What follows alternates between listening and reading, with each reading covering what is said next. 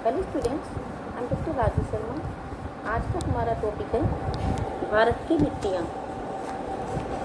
भूपृष्ठ की सबसे ऊपरी परत जो पौधों को उगने और बढ़ने के लिए जीवांश और खनिजांश प्रदान करती है, मिट्टी कहलाती है।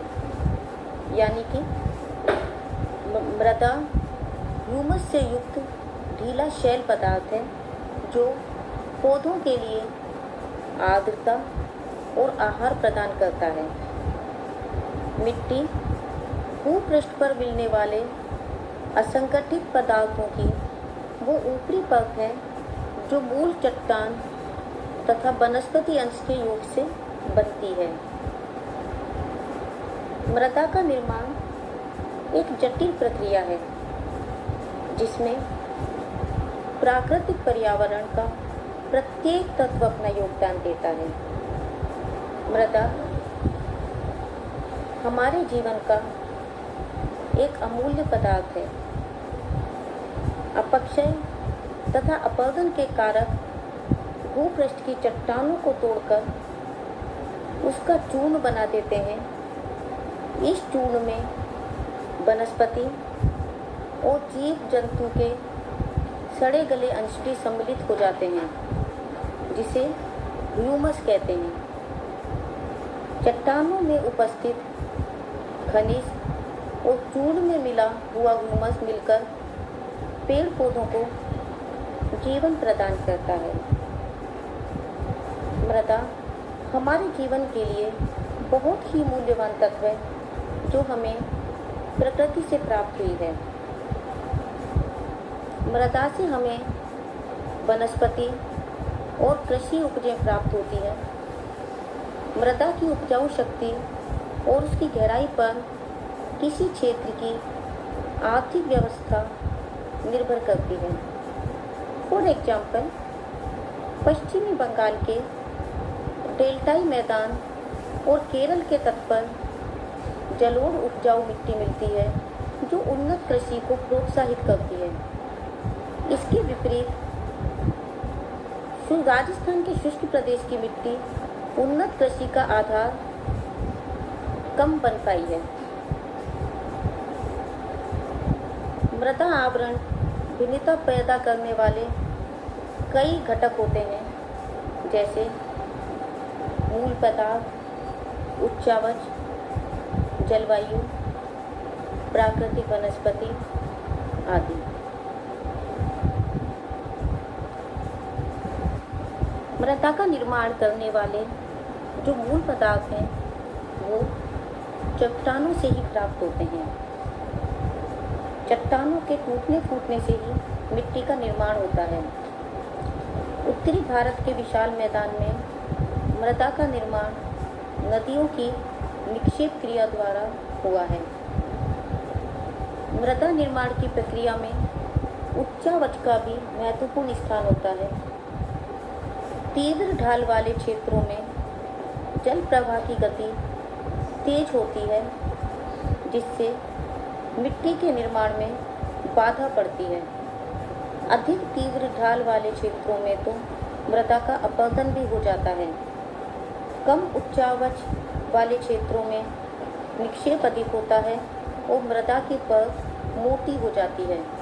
यही कारण है कि भारत के उत्तरी मैदान में मिट्टी गहरी और उपजाऊ है। इसके विपरीत दक्षिणी पठार में उच्चावच अधिक होने के कारण मिट्टी का आवरण कम गहरा है। यहाँ पर नदी घाटियों में या तटवर्ती डेल्टाई भागों में गहरी मिट्टी पाई जाती है। जलवायु के विभिन्न तत्वों, विशेषकर तापमान और वर्षा में पाए जाने वाले विशाल प्रादेशिक अंतर के कारण विभिन्न प्रकार की मिट्टियों का जन्म होता है। उष्ण एवं आर्द्र प्रदेश की मिट्टियाँ शीत और शुष्क प्रदेश की मिट्टियों से भिन्न होती हैं। विभिन्न प्रकार की जलवायु में विभिन्न प्रकार की वनस्पति और जीव मिलते हैं, जिससे मिट्टी के प्रकार में भिन्नता आ जाती है। किसी भी प्रदेश की मृदा निर्माण की वास्तविक प्रक्रिया और इसका विकास प्राकृतिक वनस्पति की वृद्धि के साथ ही आरंभ होता है। वृक्षों के सड़े गले पत्ते मिट्टी की उर्वरा शक्ति को बढ़ाते हैं और उसे ह्यूमस जैसा आवश्यक तत्व प्रदान करते हैं। घने वन क्षेत्रों में उत्तम प्रकार की उपजाऊ मिट्टी पाई जाती है। मिट्टियों का वर्गीकरण अनेकों आधारों पर किया जाता है। इनमें से शैलों के आधार पर मिट्टियों का वर्गीकरण कई प्रकार से किया गया है, जैसे अति प्राचीन रवेदार और कायांतरित शैलों से निर्मित मिट्टियाँ, कटप्पा और विंध्यन शैलों से उत्पन्न मिट्टियाँ, गोंडवाना शैलों से निर्मित मिट्टियाँ, दक्कन ट्रैप की मिट्टियाँ, टर्शियरी शैलों से निर्मित मिट्टियाँ और नवीन शैलों से निर्मित मिट्टियाँ।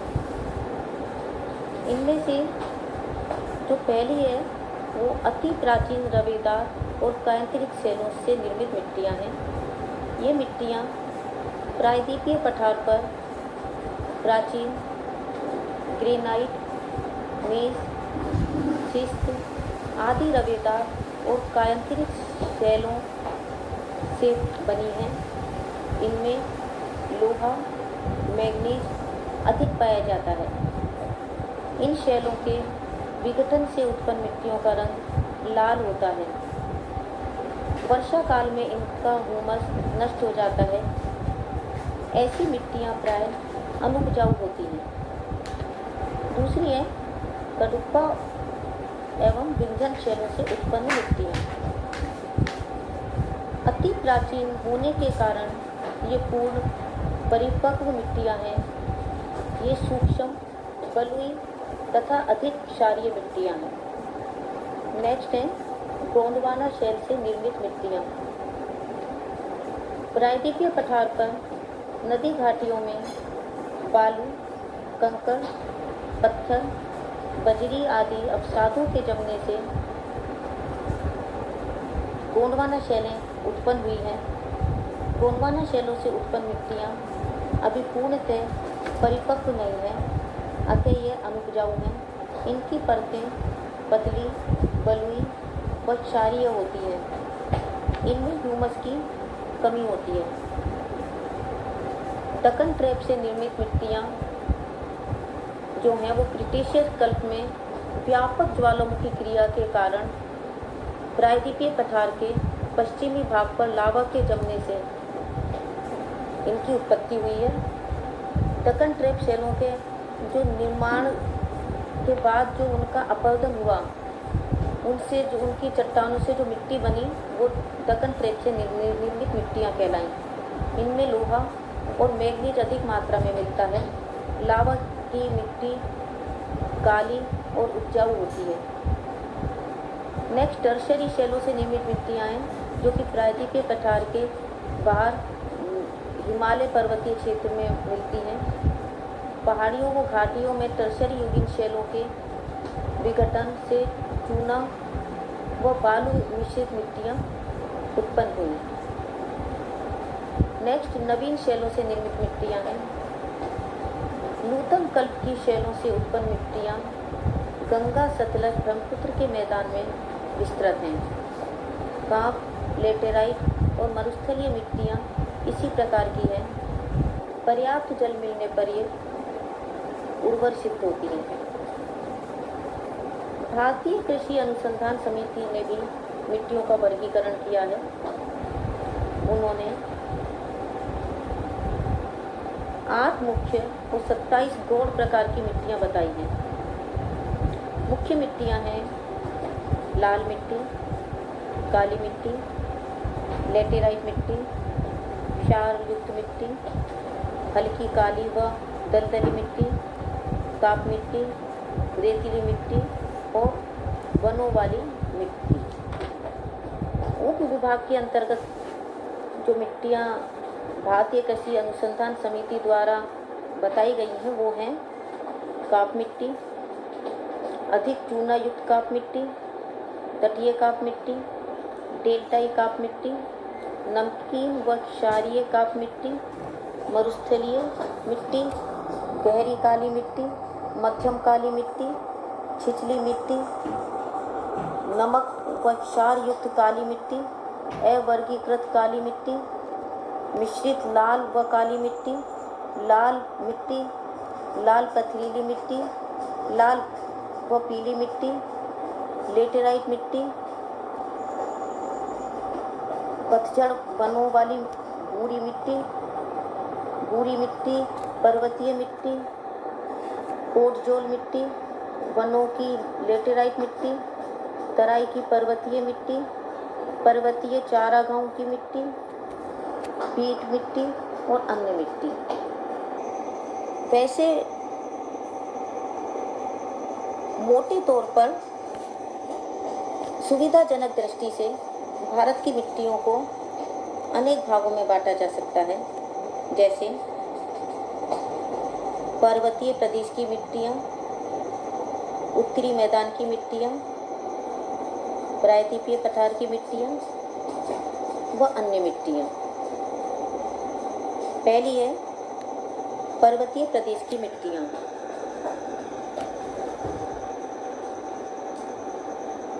इस मिट्टी को अनेक वर्गों में विभाजित किया जा सकता है, जैसे आग्नेय मिट्टियाँ, टर्शियरी मिट्टियाँ, चूना और डोलोमाइट युक्त मिट्टियाँ। इनमें से पहली है आग्नेय मिट्टियाँ। कई क्षेत्रों में आग्नेय अथवा ज्वालामुखी क्रिया द्वारा निर्मित ग्रेनाइट व डायोराइट शैलें पाई जाती हैं, जिनके विघटन से इन मिट्टियों की रचना हुई है। इनमें नमी धारण करने की अच्छी क्षमता होती है, अतः यह कृषि के लिए उपयुक्त हैं। दूसरी है टर्शियरी मिट्टियाँ। अधिकांश क्षेत्रों में इस प्रकार की मिट्टियाँ पाई जाती हैं। प्रायः ये पथरीली व कम गहरी होती हैं।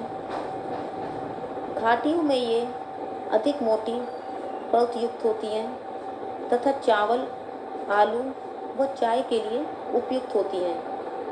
ढालों पर सीढ़ियाँ बनाकर सोपानी कृषि की जाती है। दून, कांगड़ा, असम आदि घाटियों में इन्हें स्थानीय रूप से चाय की मिट्टी भी कहते हैं। नेक्स्ट है चूना और डोलोमाइट युक्त मिट्टियाँ। मध्य हिमालय के ढालों पर चूना और डोलोमाइट शैलों की प्रधानता है। वर्षा के कारण ये घुलनशील तत्व बह जाते हैं, जिससे अनुपजाऊ बीहड़ उत्पन्न हो जाते हैं। ऐसी मिट्टियाँ केवल चीड़, साल आदि वृक्षों के लिए ही उपयुक्त होती हैं। ये मसूरी, नैनीताल, चक्रोता क्षेत्रों में विशेष रूप से पाई जाती हैं। ये तो थी पर्वतीय क्षेत्रों की मिट्टियाँ। अब दूसरी है उत्तरी मैदान की मिट्टियाँ। उत्तरी विशाल मैदान की रचना सतलज, गंगा, ब्रह्मपुत्र व उसकी सहायक नदियों द्वारा लाई गई काप मिट्टी से हुई है। देश के लगभग 7.68 लाख वर्ग किलोमीटर क्षेत्र पर इन मिट्टियों का विस्तार मिलता है। इस मैदान में काप के 400 मीटर से लेकर कई हजार मीटर गहरे निक्षेप पाए जाते हैं। ये मिट्टियाँ अभी भी निर्माण अवस्था में हैं। उत्तरी मैदान में प्रवाहित होने वाली नदियाँ प्रतिवर्ष वर्षा काल में बाढ़ के जल के साथ हजारों टन मिट्टी इस मैदान में बिछाती रहती हैं। इस मिट्टी में नाइट्रोजन, फास्फोरस और ह्यूमस तत्व की कमी होती है, तथापि ये बहुत उपजाऊ हैं। वर्षा की मात्रा का प्रभाव इन मिट्टियों के गुणों पर स्थानीय रूप से पड़ता है।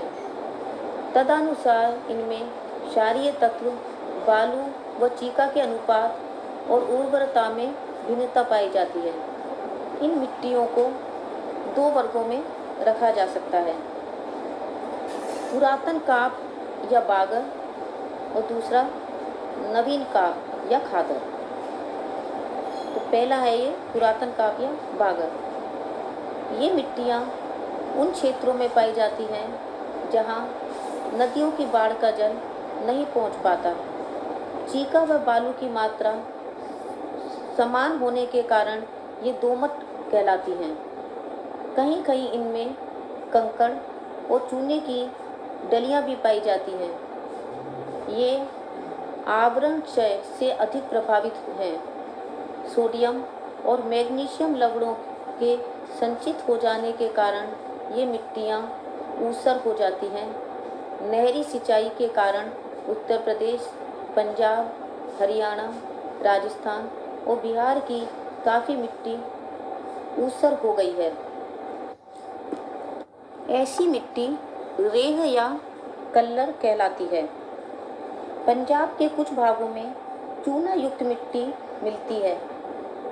अधिक खुरदरे और बड़े कणों वाली मिट्टी गूढ़ कहलाती है। बागर मिट्टियों में गेहूं और गन्ने की अच्छी उपज होती है। दूसरी है नवीन काप या खादर। जिन क्षेत्रों में बाढ़ का जल भर जाता है वो खादर कहलाते हैं। यह मिट्टी हल्के रंग की और कम कंकरीली होती है। सूक्ष्म तथा नई काप का लगातार निक्षेपण होने के कारण इनमें चीका की मात्रा अधिक होती है, इसलिए इनमें नमी धारण करने की क्षमता अधिक होती है। इनमें उर्वरकों का प्रयोग कम होता है। रबी की फसलों के लिए ये अत्यधिक उत्तम होती हैं। उत्तरी मैदान की मिट्टियों में नेक्स्ट है डेल्टाइका। डेल्टा के निकट बहुत कम ढाल होने के कारण नदियों को प्रवाह रुक जाता है और वे निरंतर निक्षेप कार्य करती हैं। ये मिट्टियाँ बहुत उपजाऊ होती हैं। हिमालय से निकलने वाली नदियाँ अनेक लवण और रासायनिक पदार्थों को घोल लाती है। यह मिट्टी छिद्रमय और हल्के कण वाली होती है। इनमें चावल, जूट, तंबाकू, गेहूं, गन्ने व तिलहन की अच्छी पैदावार की जाती है। डेल्टा के उच्च भागों में पुरानी काप पाई जाती है। इसे राढ़ भी कहते हैं। निम्न भागों में नवीन काप मिलती है। ये तो थी उत्तरी मैदान की मिट्टियाँ। अब नेक्स्ट हम अध्ययन करेंगे प्रायद्वीपीय पठार की मिट्टियाँ। बच्चों, प्रायद्वीपीय पठार की मिट्टियाँ प्राचीन और कठोर चट्टानों से निर्मित हैं, इसलिए यहाँ की मिट्टियाँ भी पुरानी हैं, जो अधिकतर अपने निर्माण के स्थान पर ही पाई जाती हैं। रंग, रचना और उपजाऊपन के अनुसार इन्हें काली, लाल, पीली, लेटेराइट ऐसी कई मिट्टियों में बांटा गया है, जिसका अध्ययन हम नेक्स्ट टाइम करेंगे। तब तक के लिए a very happy learning and have a good day. Thank you.